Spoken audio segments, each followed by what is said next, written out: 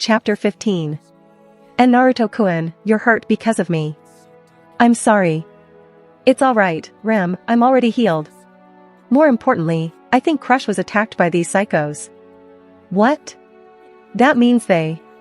Naruto, calm down, dash. I can't calm down. Naruto yelled, shocking the two girls. He quickly realized what he did and sighed tiredly. Sorry for yelling. You're right. I need to calm down. Focus. I'll summon a clone to go check Crush's mansion to see if she's alive. Emilia glanced at the direction she thought Naruto and Rem were at. It was that feeling again. She was tempted to just go and meet them, but she wasn't allowed to leave the sanctuary, making her feel agitated. She held her hands together, praying their return safely. Opening her hands, she looked at her crystal necklace in worry. Now that Naruto wasn't with her, she was finally feeling Puck's absence.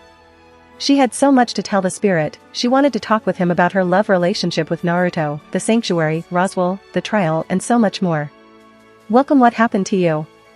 Emilia heard Ram talking to someone, and went to see what was happening. When she arrived in the living room, she was immediately surprised to see Frederica and Beatrice.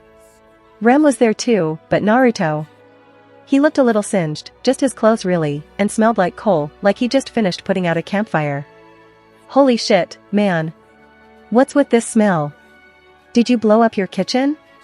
Garfield asked before he received a smack on the head. Hey, who the fuck, sister? His voice dropped when he looked at his sister dressed in a maid uniform. Hello, Garf. The blonde maid greeted with a light-hearted smile, looking at her little brother. She couldn't hold back her happiness at seeing how much he has grown. You have grown since we last saw each other. Garfield was shocked. He didn't think he would be seeing his sister again. Hold on. What the fuck is going on? Why is my sister here? Why are you all here? He asked. I have the same question. Naruto, why do you smell like coal? Emilia asked. We were attacked by 2 Sin archbishops at the mansion. Naruto replied, knowing this will make Emilia worry for him and his companions. She approached him quickly, intent on using her healing magic, but he held both of her hands gently. I'm okay, Emilia. It's just a little scratch. What about villagers? Are they okay?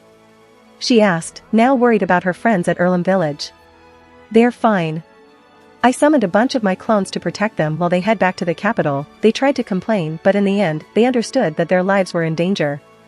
It happened too quickly. I didn't know they would come to the mansion, but now that they know that we live there, the mansion is no longer safe. But, why did they come to the mansion in the first place? They were there for Naruto. He still has the smell of the Hokugei Kashira. Beatrice said, stepping up in front of Naruto. Naruto killed the Hokugei, so I suspected that the 2 Sin archbishops wanted a challenge or revenge. They didn't visit the mansion first. Naruto said regretfully. The Sin archbishops attacked Crush and her army when we separated. They thought she was the one who killed Hokugei at first, but figured it was me who killed it. Naruto, is Crush alright? Emilia asked worriedly. Even if Crush was her main rival for the throne, she wished her no harm. I don't know, but I saw Lei, representing gluttony, using Crush's technique 100-man strike right in front of me. That's evidence enough to know that something went wrong. The shinobi clenched his fists in anger. People were killed by Lei and Regulus, just because Lei wanted a nice meal? No matter how pacific this world seemed to be, it was just as bad as his. In the end, people just put their needs in front of others without thinking about how much suffering they caused. It made him think, was peace an achievable objective? This world was truly made to challenge him, not physically, but mentally. His own objectives and experiences were put into question ever since he landed here. Even if he did succeed in bringing the elemental nations into a ceasefire, was it going to be eternal? And even if it was eternal, how many worlds existed out there that had problems similar, or worse than his own? Shaking his head to get rid of the thoughts that had been plaguing his mind for the past few days, he focused on the now. If Betelgeuse was to be believed, the witch cult wanted to resurrect Sadella, so their main target would logically be Emilia, a silver-haired half-elf. He wouldn't let them get to her, no matter what. He planned to go to the capital and visit Crush's mansion to see personally if she's okay after the attack, but leaving his friends in the sanctuary, where they could be tracked very easily, was not a good idea now that they had a group of powerful people actively tracking him and Emilia down, their friends being an obvious source of information for anyone looking for them, meaning their lives were at risk too. Naruto. A gentle voice reached his ears, making him stop his train of thought. He turned to Emilia, who had a worried expression. Naruto gave her a tired smile at her before touching his forehead to hers, taking comfort in her presence. I'm okay, Emilia. You don't have to worry about me, he said, watching her face turn red at his teasing tone, knowing she couldn't handle affection in public. The half-elf just stood there, trying to bring Naruto out of his thoughts. He had been doing this so much lately, just stare into the distance thinking of everything that surrounded him, worrying over two different worlds. She was concerned this would affect him mentally at some point, but she was going to do her best to be there for him. While the two lovebirds were in their own world, Frederica was watching the scene with surprise. How could Emilia, a socially handicapped girl, transform into the loving, mature woman she saw before her? Had she really been this blind before? Or had this change been triggered by something else? Since when did they get so close? Frederica asked no one in particular. Yesterday, Emilia-sama confessed her feelings to Naruto, and since then they act like this. Ram answered with a bored tone. Frederica covered her mouth with her hand. She was shocked to learn that Naruto and Emilia became a couple. Really? Wow. When she worked as a maid, Emilia didn't understand normal behavior and she only understood when people bluntly talked to her, leaving nothing for interpretation, but it seemed like time changed people. It was only natural, she thought. She was excited about the relationship. Naruto was a nice, young man and Emilia was a naive and nice young woman. She knew Naruto would protect her from harm and she would complete him in an emotional sense. She couldn't help but ask herself, what would their children look like? Maybe she was getting ahead of herself. Sister, Garfield said, sounding worried. He felt a little awkward meeting his sister, who has been gone for a very long time. Are you okay? Did the Sin Archbishops hurt you at the mansion? No, they didn't hurt me. Don't worry about me, thank you for asking. She replied with a smile. Good. That's good. I'm glad you're all right. He nodded as he turned away, not looking at his sister. Frederica opened her mouth to speak to him but realized he was walking away. She sighed. She understood how much it pained him that she left him and didn't come back. Even if she sent cards occasionally, that didn't mean that he didn't feel betrayed. She was here to right her previous actions and, if lucky, could make Garfield return to the outside world with her. She just hoped that they could find out where their mother was. I see. Sin Archbishops came to my mansion and attacked you. I'm glad you're all safe. Roswell said, sounding relieved.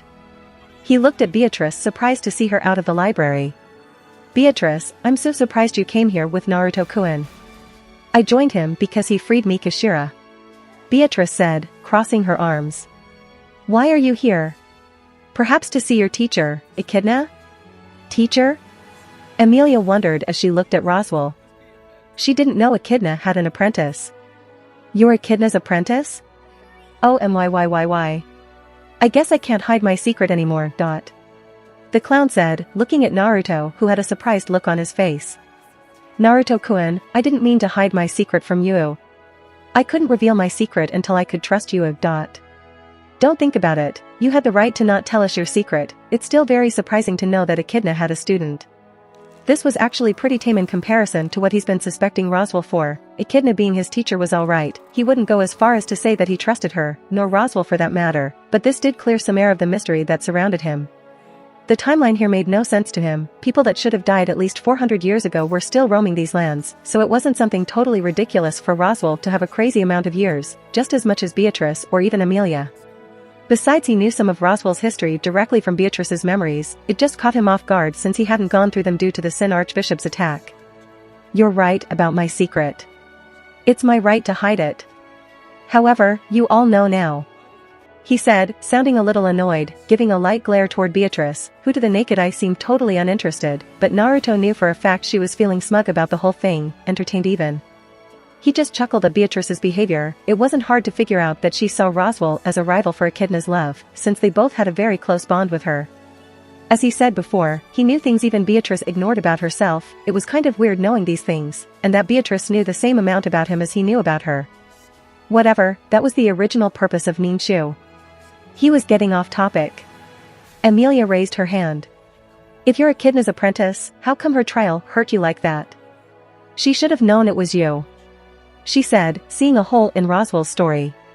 It's complicated, Emilia-sama. It wasn't easy to get recognized by the sanctuary. It's been a long time since I visited my teacher, Roswell said with a bitter smile.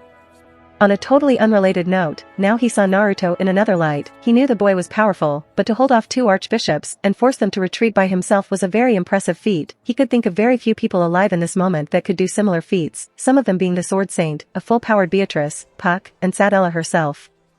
I'm impressed you forced the 2 archbishops to retreat. Greed and gluttony are dangerous enemies, he said, looking at Naruto. You mentioned something about being familiar with a specific move, gluttony, correct? Naruto nodded. Yes, there's no mistake. Gluttony used Crush's move 100-man strike. How did he copy such a technique? He had first-hand experience with copycats like him, and as unlikely as it was, they could be a very dangerous individual if given the time to improve their abilities. Wheel, I can explain to you Gluttony's ability. But I must say, you're a very lucky person. His ability is to eat the name and memories of people. Once he eats them, he gains their abilities while erasing the target's memories. Naruto, do you think Crush is? Emilia said hesitantly, not speaking the last words she feared were, very possibly, true. Naruto paused when he felt his clone dispel and its experienced were instantly transferred to him. Good news and bad news. Crush is alive, sadly she doesn't remember anything. Not even her own name. That's Gluttony's ability.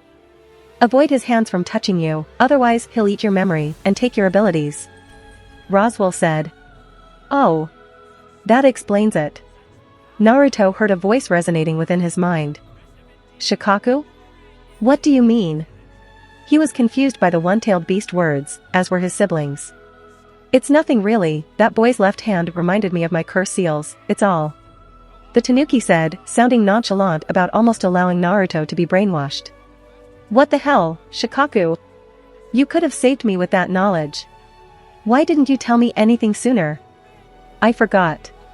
A resounding "you idiot" was heard and a loud smack soon followed. He couldn't reprimand Shikaku, his sibling was doing that for him. I'm sorry. What about Regulus? Do you know him? Roswell just shook his head.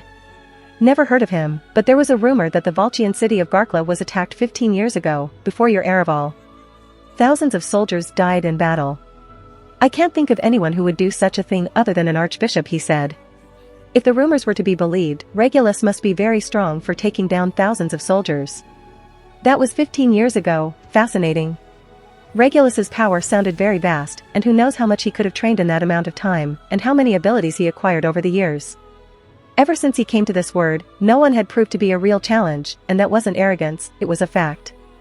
Overlooking that time he died due to a combined effort of Roswell and Satella's surprise attack against him, and himself being overconfident in his victory against the clown, he was never really challenged physically.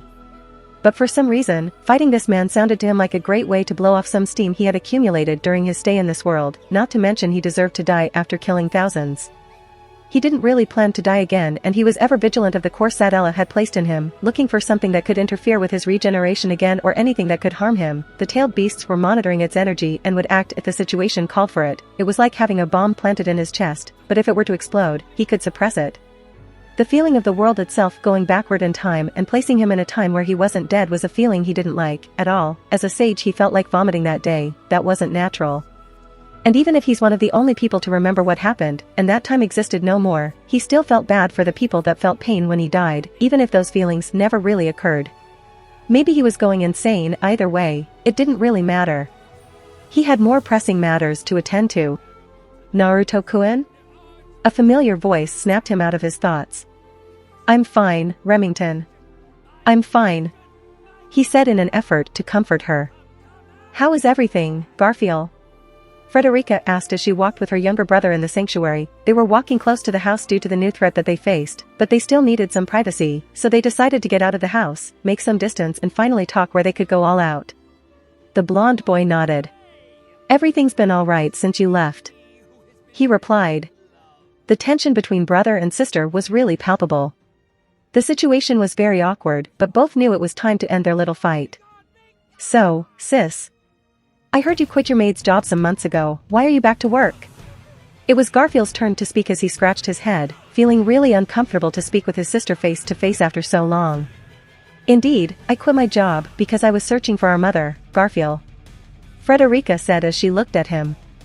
Believe me. I know our mother didn't abandon us. She took great care of us and raised us both. I remember that when you cried too much, she was always there to cheer you up.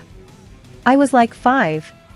Garfield blushed. This was one of the reasons he hated having a big sister. An awkward silence followed them for a while, neither really comfortable with each other just yet. Some minutes passed by and Frederica decided to speak up first. Are you ready to forgive our mother? Frederica asked hesitantly. I forgave her a long time ago. Garfield gasped when he saw his sister start to cry, tears streaming down her face. Don't cry. I know that Mom loved me, that she loved us. Back in the house, everyone was watching them have their little heart-to-heart. Naruto, Emilia, Ram, and Beatrice were looking at the window with only half of their head visible. They had been watching Garfield and Frederica's conversation the whole time. They couldn't help it, the curiosity was too much. Things had been going great between them. They saw Garfield tried to calm his big sister when she started to cry until she suddenly grabbed him by the leg and slammed him to the ground. Everyone was shocked at her sudden action except Louis and Ram, who nodded to Frederica's action, neither liking Garfield's loud and obnoxious personality. Naruto stood up and began walking away. Emilia noticed him walking, so she followed him until both of them reached the forest. Naruto, where are you going? She asked. I'll go back to the tomb to talk with Echidna, but I'll relax first before going in. He answered as he looked at Emilia. Wanna walk with me? Of course. The half-elf said, holding his hand, as both of them walked together. How did things go between you and Beatrice? I was surprised she came back with you. Well, I told her to stay with me and explore the world instead of staying in the library forever. She accepted, and when we were about to head out the archbishops showed up. Naruto said, sounding serious when he mentioned the archbishops. He wasn't as worried about Crush since she was still alive and kicking, but for some reason, her energy felt blank. One's energy signature, or aura, as some would call it, was shaped by one's experiences, power, and personality. This way, one could tell if they were lying, if they were good or bad people, one could determine their emotions, and could guess their abilities and how powerful they were just by having a clear feel of it. He knew this because he understood all about chakra and its used, granted to him by the old man sage. Magic wasn't so different from chakra, the only real difference was that chakra is more potent and magic is more malleable. Crush energy signature felt white. Like in used paper, something that was being rewritten but was yet to be touched. Whatever Lei did to her managed to not only steal her memory but also stole her very being. Whatever made Crush herself was no longer there, and if she managed to survive her memory loss, she would be someone else entirely. He was lucky he didn't get his memory eaten by him, damn Shikaku for telling him. Not like it mattered a lot. If his memory was stolen, Lei would be able to do next to do nothing with it, since his chakra was something biological, meaning Lei wouldn't be able to use his knowledge even if he tried. Besides, he had the Bijus with him, the chances of Lei being strong enough, mentally, to remove 10 mental barriers as strong as theirs was next to none. Lei was not the real problem, the kid would be dead if Naruto wanted him dead. Regulus, on the other hand, was a much larger threat. Naruto remembered he saw Regulus move his hand in the air and suddenly created an invisible blade, using Ram as a distraction and throwing it at him. He was still very lucky, however. It seemed like Regulus was more concerned about getting Lei to safety since the blade stopped once the kid was being carried by Regulus. This gave him the ability to physically remove it from his arm before the thing completely pierced him from side to side with no difficulty. He was also extremely fast, coming very close to his normal speed, and capable of somehow slow him down enough for him to not consider the idea of chasing after them when they escaped. Not only was he fast, but he was also resistant enough to withstand a Rasengan, granted, a normal one, and go out unscathed. Not even his clothes were wrinkled, while Lei was almost knocked out with a simple kick to the head. If he was going to go against this foe, he had to consider using his strongest attacks and tools. Naruto? Emilia asked worriedly, looking at him as she stopped basically pulling him along. He looked down at her face. Are you okay? You're spacing out, again. I am? He wondered to himself. I'm just thinking about the archbishops, and the threat they pose to you guys. He said to Emilia as he looked at her in worry. Naruto, don't worry about me. I'll be fine. She said with a smile, placing her hands on his cheeks. She used her thumbs to grab the edges of his mouth and forced a smile on his face. See? Everything's fine. Thank you, Emilia. He said as he grabbed her hands. He started to sit at the foot of a tree and dragged her with him. But, you can't blame me. Now that they were both in the soft grass, their backs against a tree, he circled his arm around her. "Eh? I guess you're not wrong, I just don't want you to worry so much about things that have yet to happen." The half-elf sat next to him, her head on his shoulder. Time seemed to slow down, they just sat there, in silence, just relishing in one another's presence, knowing that no matter what happened, they were there for each other. It was almost straight out of a movie, the trees danced slowly in the comforting wind, the forest was illuminated by rays of sunshine that slipped between the leaves of the trees, he had a beautiful woman at his side, just content to be there with him, and she had a man holding her, knowing that he would protect her, no matter what. This beautiful scene reminded Naruto of his home, the fresh air, the good company, the healthy trees, the summer sun. It made him want to return where he belonged, with the girl he wanted to be with. Just to forget about all, and live in a beautiful part of the thick forest that surrounded the village, wasting away their years, possibly even starting a family. He almost fell asleep when this idea brought such joy to his heart, a strange sense of nostalgia hitting him, as if he remembered this happening, but he knew it didn't. That was a nice thought, a beautiful one, actually. Now that he thought about it, Amelia told him that elves were considered a species that had a deep bond with the forest. Funny how he began a relationship with one, considering that he lived in the village hidden in the leaves, another thing they had in common, he supposed. He didn't notice at first, but he was beginning to use Beatrice's I suppose. He shuddered, connecting hearts with people really took a toll on someone's mind. Suddenly, he felt his cheek being poked. He looked at Amelia who was actually pouting at him, it was the first time he saw that happen. "You're spacing out, again." A little annoyed at having his daydreaming interrupted, he decided to retaliate against the woman with a poke on her ribs, causing her to laugh a little at the quick tickle. "You jerk. You know that I have ticklish ribs, why are you using a damsel weakness against her? You deviant." She yelled at him, pointing him with her finger, and giving him a playfully scornful look. "'Cause I'm a jerk. You know me very well, I'm the worst." He replied simply, shrugging his shoulders, a look of amusement on his face. I think that you'd just like to play with me, you wouldn't do something unspeakable to this maiden in the middle of a forest, with no one who could hear us, right?" She fluttered her eyes at him, and his heart skipped a beat, but his pride wouldn't allow this mockery. "Wouldn't I? After all, I'm the villain of this short story. Nothing would stand in my way." Naruto countered with a slightly red face, using a face he saw many of his arrogant enemies use. "You love me, don't try to act like you would," Amelia said with a playful look. She released a yelp when Naruto suddenly picked her up and placed her on his lap. She had no time to mock his efforts of looking like a villain when her lips were claimed.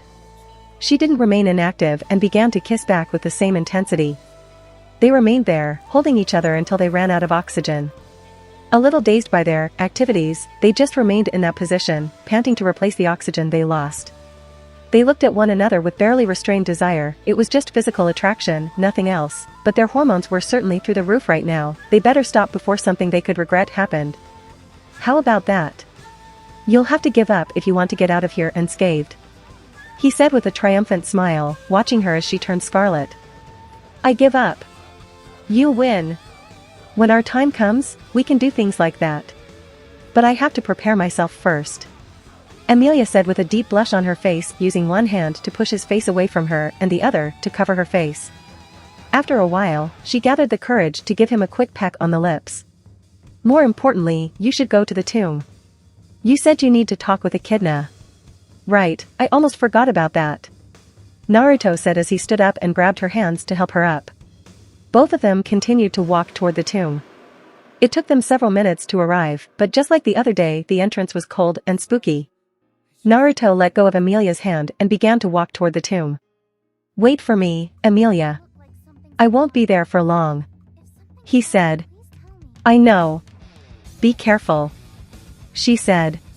Naruto looked around the dark void he had entered and kept walking until the whole place changed into a grass field. He turned around to see the familiar white table and the familiar woman seated there, Echidna, drinking the tea alone. The Witch of Greed has a surprised look on her face when she saw him. "Welcome back, Naruto. I'm surprised you returned," she said, gesturing her hand to offer him a seat. The blonde shinobi walked toward the table and sat on a chair. "Echidna.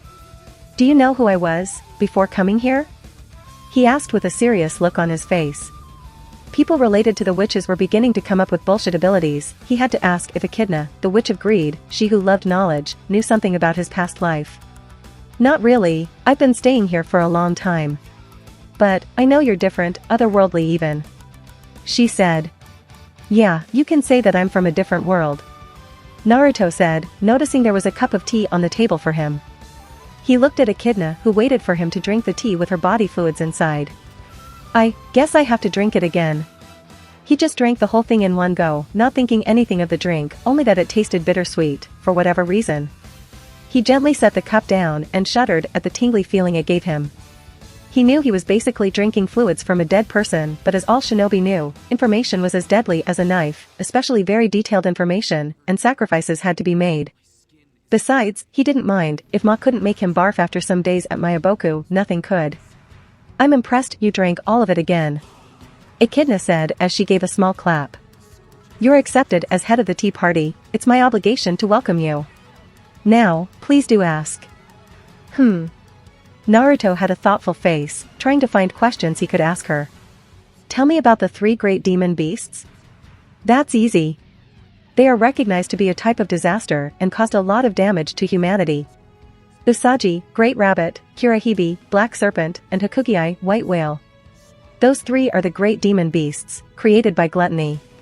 Echidna said, listing each beast with her fingers. Usagi? A rabbit? Really? Naruto was surprised to hear that a rabbit is one of 3 great demon beasts. I wouldn't say that the rabbit is just a rabbit. It eats people and it's impossible to kill. I'd love to explain it to you, but it's a long explanation. You'll find out, eventually. Was it him, or was this world actively trying to get him to use his most powerful tools? First, someone that could withstand a Rasengan without a scratch, then, someone who could literally force others to remake themselves, and now, an unkillable rabbit. Naruto? Echidna asked, waiting for him to ask another question. It's nothing. He shook his head. Echidna, I want to meet the Witch of Gluttony, Daphne. Echidna's brows furrowed, she was troubled.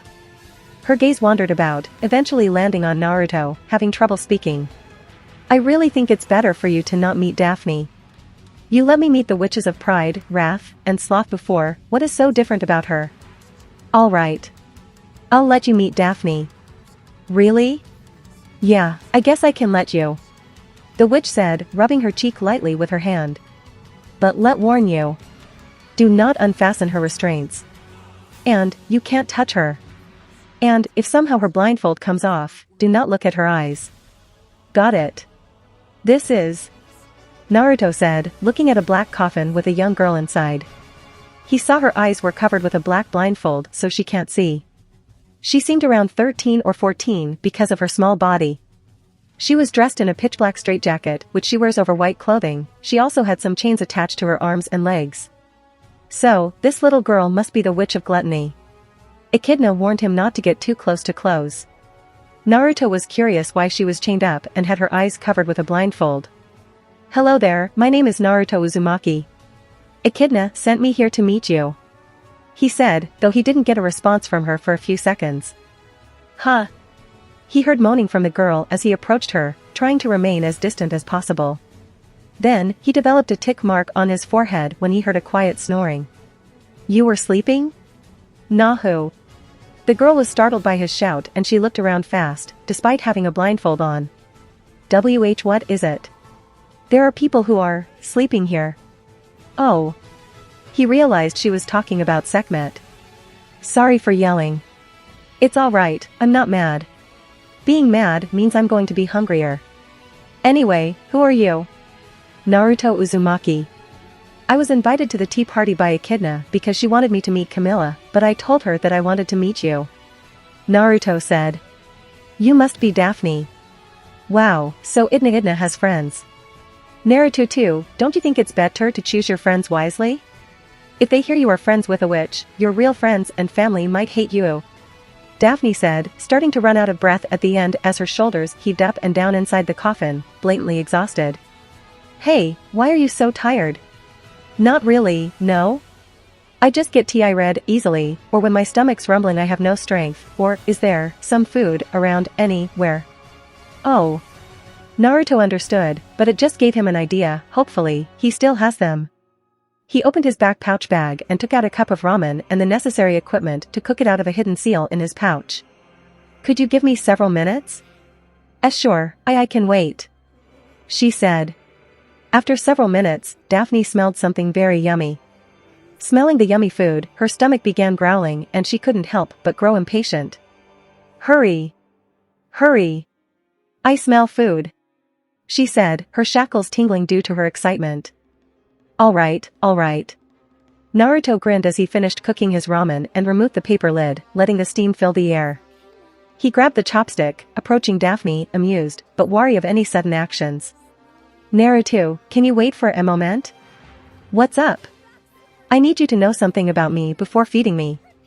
If I smell you, Naruto, and start thinking I want to eat you more than that food, it'll be a problem, I think. Naruto blinked his eyes at Daphne's warning. He was sure almost any sane person would turn tail and run, but he didn't care. Solemn with a sigh, he kept approaching her. You are telling the truth, but how am I supposed to feed you with those chains on your arms? He asked as he stopped in front of the Daphne. The gray-haired girl was surprised when the human got so close to her and tried to not smell him.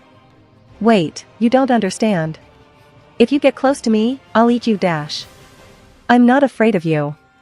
Naruto said with a smile as he used the chopsticks to pick up the ramen and blow the heat before feeding her. Say ah. Daphne opened her mouth and took a bite of the light yellow noodles, leaving him with half of the chopsticks. She began to chew it until her mind exploded. Wow. This is yummy. What is this? What is this? She asked.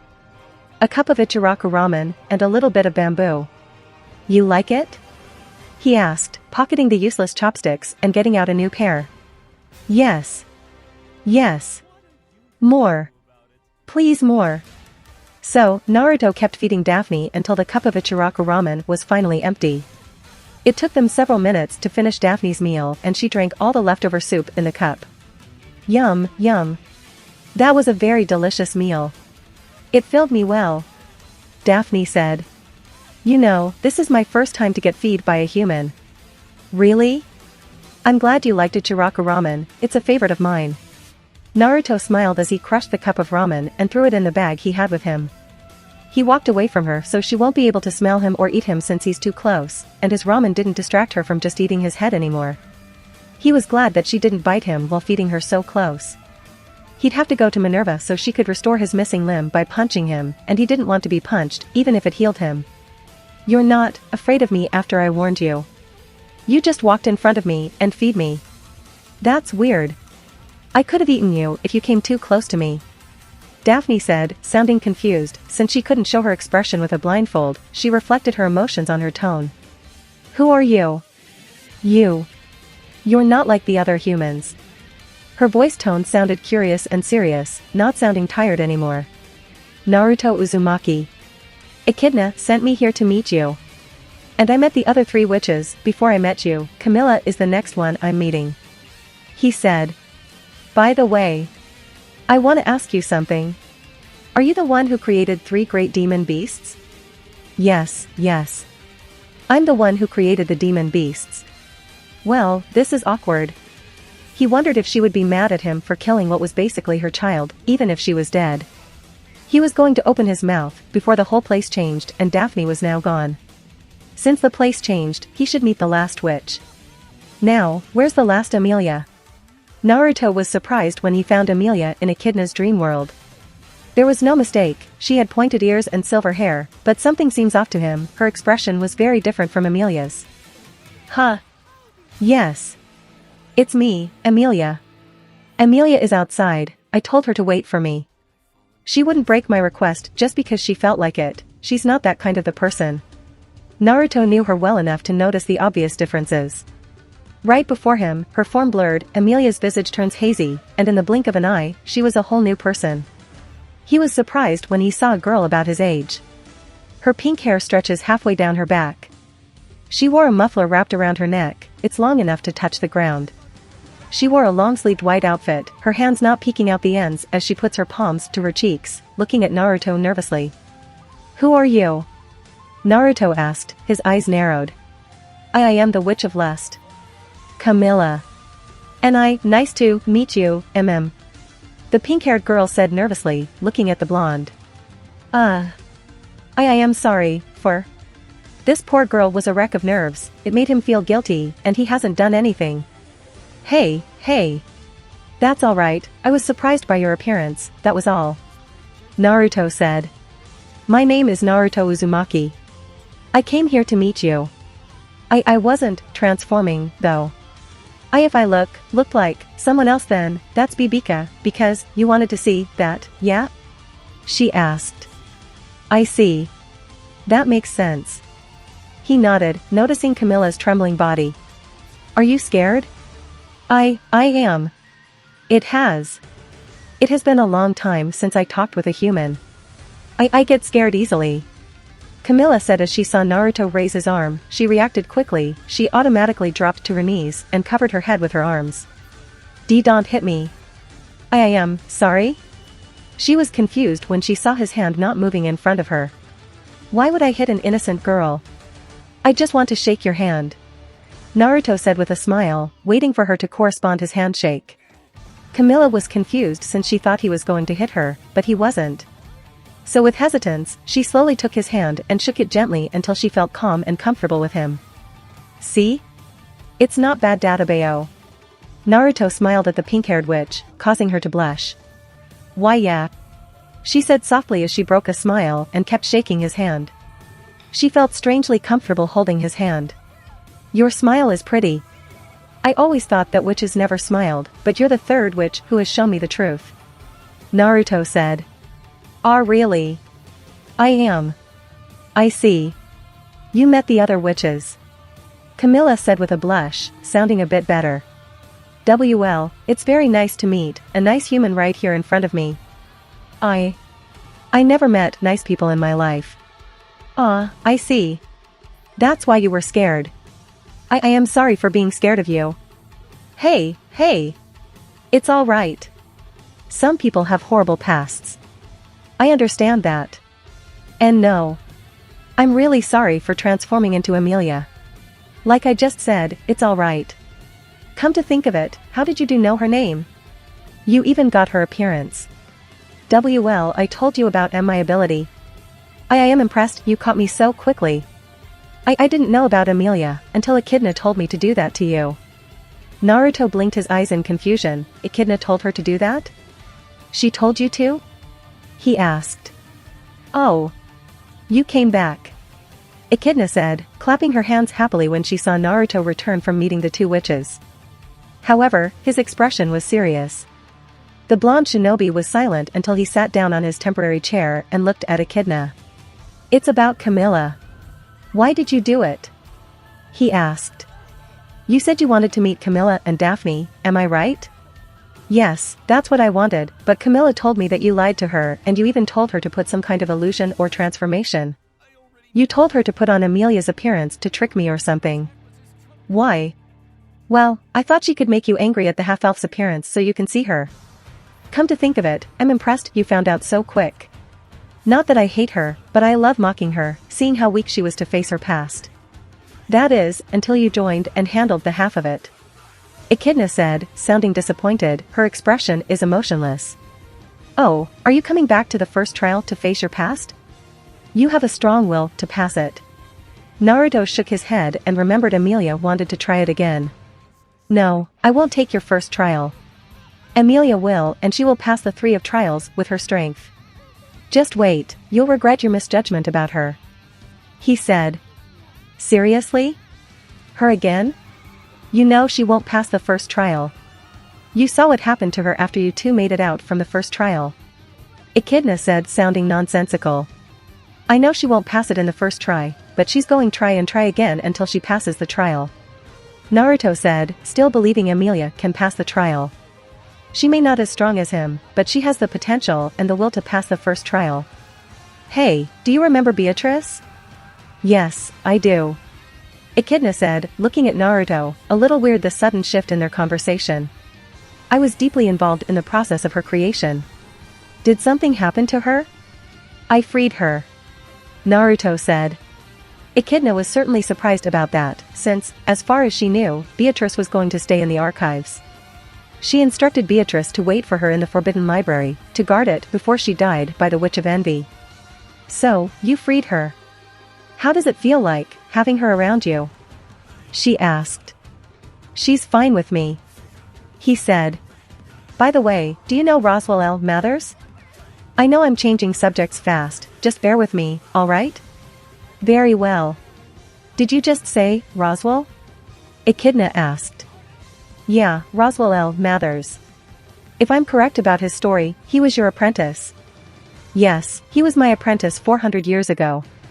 I didn't expect he would tell you his secrets and about me. This day is certainly full of surprises. How was he?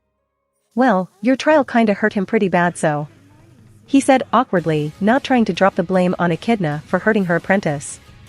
Well, Roswell did say it was complicated. Anyways, you need to tell me about your apprentice. I've been having this weird feeling since day one, I don't seem to be able to trust him. Echidna narrowed her eyes in surprise at his thoughts about Roswell. The character I know as Roswell had just a tiny bit of an excessively focused disposition. He'd be well prone to offering up everything for a given goal. So then, if he hadn't changed at all after my death, what do you blame him for? She asked. You see, the reason why I don't trust him is because I believe he hired an assassin to assassinate Amelia when I first came here. I saved Amelia's life from the assassin and some clues made me think that Roswell is responsible for this. He also seems to be at the right place, at the right moment. Naruto meant Ram and Amelia's similarities in their stories. Roswell was always there where things went bad. Echidna had a thoughtful look on her face, thinking about Roswell's actions. If her apprentice hasn't changed after her death, it seems like he's planning something. She thought of Roswell's bond with her. He's very respectful and loyal to her because she's the teacher who taught him to use magic. But, something was amiss here. Naruto, may I ask you what his purpose is? Echidna asked. His purpose is to serve Amelia, get her to the throne, and help her to get the dragon's blood.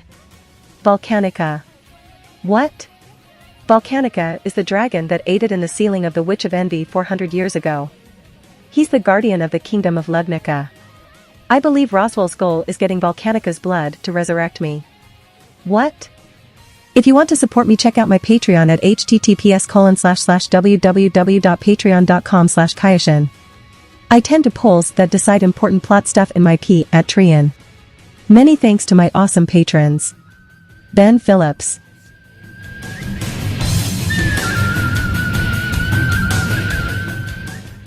If you like this content, don't forget to like and subscribe.